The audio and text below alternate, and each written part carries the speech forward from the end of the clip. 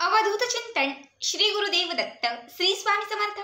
तुम्हा सर्वांचं आपल्या स्वामी शक्ती या चॅनलमध्ये मनापासून स्वागत आहे। स्वामी तुम्हा सर्वांच्या सर्व चांगल्या इच्छा पूर्ण करोत एवढीच स्वामींच्या चरणी प्रार्थना करते आणि आपल्या आजच्या या नवीन आणि सुंदर व्हिडिओला पुन्हा एकदा नव्याने सुरुवात करते।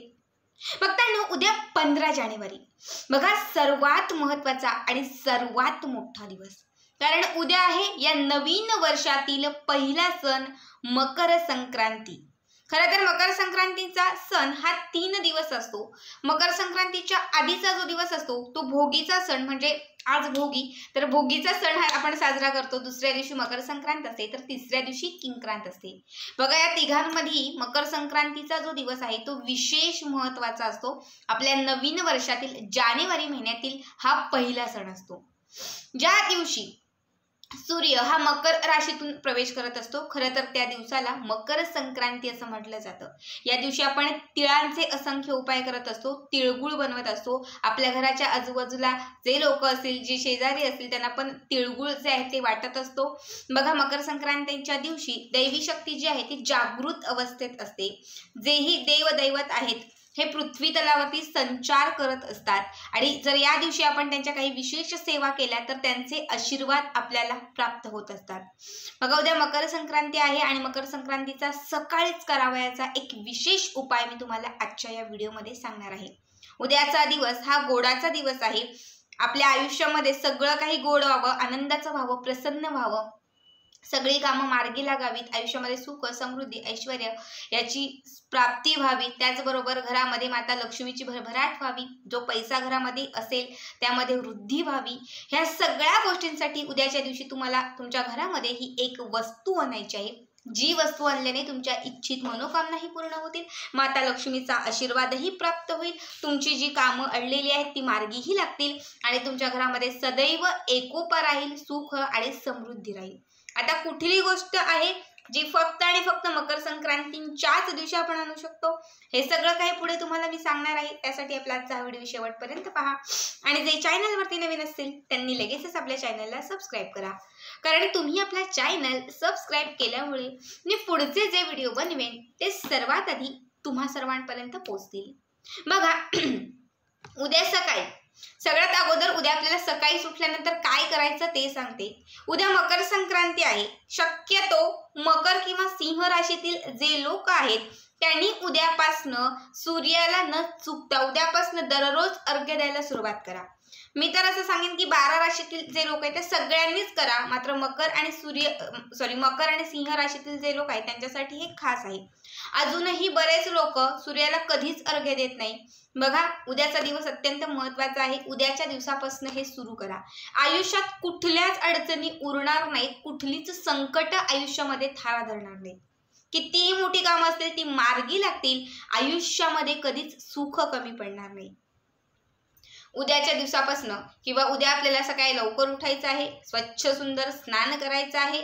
स्नान कसं करायचं हे पुढे तुम्हाला सांगते। ज्यांच्याकडे कुठल्या वस्तूच नाही त्यांनी फक्त गोमूत्र घाला, थोडंसं बेसन पीठ, थोडीशी हळद पाण्यामध्ये घाला, गंगाजल असेल तर ते टाका, थोडेसे पांढरे तीळ टाका आणि या गोष्टींनी उद्या स्नान करा। त्यानंतर स्नान झालं की लगेच आपल्याला सूर्याला अर्घ्य द्यायचं आहे। अर्घ्य देऊन झालं की त्यानंतर घराचा जो मेन उंबरठा आहे त्या उंबरठ्याला हळदीचं लेपन करायचं आहे, तुळशी मातेचं पूजन करायचं आहे। हे सगळं काही करून झालं की त्यानंतर आपल्याला पांढऱ्या रुईचं एक फूल आपल्या घरात आणायचं आहे। पांढऱ्या रुईचं एक फूल आपल्या घरात आणायचं आहे। बघा, पांढरी रुई, आता सगळ्यांच्या तोंडपाठ झालं असेल सांगून की पांढऱ्या रुईमध्ये दैवी शक्तीचा वास असतो। देवदैवतांच्या समोर कुठली इच्छित मनोकामना जर पूर्ण करावायची असेल, कुठलाही अडथळा दूर करायचा असेल तर पांढऱ्या रुईच्या फुलाचा उपाय हा अत्यंत प्रभावी असतो। खरं तर उद्याच्या दिवशी श्री भगवान सत्यनारायणाच्या पूजेला विशेष महत्त्व आहे आणि भगवान श्री विष्णूंचेच अवतार असणारे श्री सत्यनारायण यांच्या समोर आपल्याला हे फूल अर्पण करायचं आहे। आता कसं करायचं तर आपल्याला आपल्या घराच्या आजूबाजूला कुठेही हे पांढऱ्या रुईचं फूल भेटलं तर घेऊन यायचं आहे। जिथे फुलं आहार भेटतात त्यांच्याकडे विचारून बघा, पूजेचं साहित्य भेटतं त्यांच्याकडे बघून विचारून बघा, त्यांच्याकडनं फक्त पांढऱ्या रुईचं एक फूल घेऊन यायचं आहे। घरी हे फूल आणल्यानंतर आपल्याला एका छोट्या प्लेटमध्ये ठेवून द्यायचं आहे। ठीक आहे, या प्लेटमध्ये सगळ्यात अगोदर हळद कुंकवाने एक स्वस्तिक काढायचं आहे आणि त्याच्यावरती हे फूल तुम्हाला ठेवून द्यायचं आहे।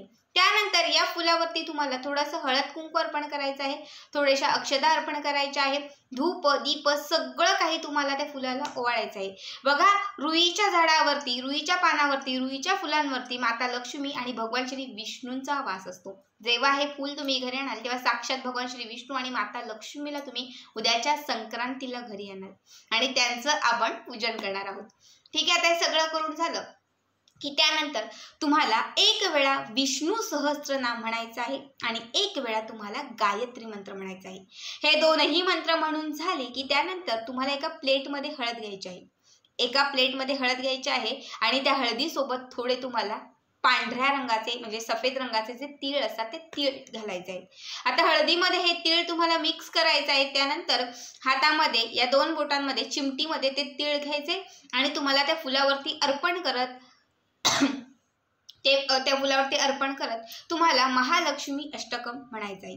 ठीक आहे, महालक्ष्मी अष्टकम म्हणत म्हणत ते तीळ तुम्हाला त्याच्यावरती अर्पण करायचे। बघा, उद्याच्या दिवशी पांढऱ्या तिळाचं महत्त्व हे विशेष आहे। खरं तर भोगीचा दिवस होता, भोगीच्या दिवशी आणि संक्रांतीच्या दिवशी काळ्या तिळांचा उपाय केला जातो, तर संक्रांतीच्या दिवशी पांढऱ्या तिळांचा उपाय केला जातो। त्यामुळे उद्याच्या दिवशी आपल्याला हळदीमध्ये मिक्स केलेले हे जे तीळ आहेत हे तुम्हाला त्या फुलावरती अर्पण करायचे आहेत।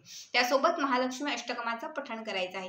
हे सगळं करून झालं की त्यानंतर ते जे फूल आहे ते तसंच ठेवून द्यायचं, 5-6 तास तरी राहिलं पाहिजे। सकाळीच हा उपाय करायचा आहे आणि हे फूल तसंच ठेवून द्यायचं। सायंकाळी 6-6:30च्या दरम्यान, ज्याला लक्ष्मी प्राप्तीची वेळ किंवा सांज वेळ म्हणतो, त्या वेळात तुम्हाला एक छोटीशी डबी घ्यायची आहे। प्लास्टिक सोडून कुठलीही डबी घ्या, प्लास्टिक सोडून कुठलीही डबी घ्या आणि त्या डबीमध्ये हे फूल तुम्हाला ठेवून द्यायचे। त्यामध्ये घातलेले जे तीळ आहे त्या तिळांसकट हे जे फूल आहे त्या डबीमध्ये तुम्हाला ठेवायचं आहे।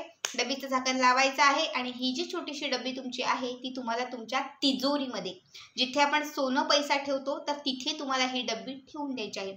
अखंड ठेवून द्या, प्रत्येक पौर्णिमेला बाहेर काढा आणि जे आपण सत्यनारायणाचं पूजन करतो त्या पूजनामध्ये ती डब्बी ठेवून द्या। असंख्य पटीने लाभ होईल। वर्षभर घरामध्ये पैसा येत राहील, पैसा घरामध्ये खेळता राहील, पैशांच्या अडचणी सुटत जातील, दारिद्र्य घरातील कुठेतरी संपत जाईल, संकट कुठेतरी टळून जातील, इच्छित मनोकामना पूर्ण होतील, जे जे तुम्हाला हवं आहे सगळं काही तसं घडत जाईल। प्रत्येकाला मी कळकळीने सांगेन, उद्याचा दिवस खरंच सोन्यासारखा आहे, कारण संक्रांतीचा दिवस आहे, वर्षातील पहिला सण आहे। त्यामुळे प्रत्येकाने उद्याच्या दिवशी हा उपाय आवर्जून करा। आजचा हा व्हिडिओ तुम्हाला कसा वाटला नक्कीच कमेंट करा आणि पुढचे व्हिडिओ पाहण्यासाठी चॅनलला सबस्क्राईब करा। श्री स्वामी समर्थ, जय जय स्वामी समर्थ।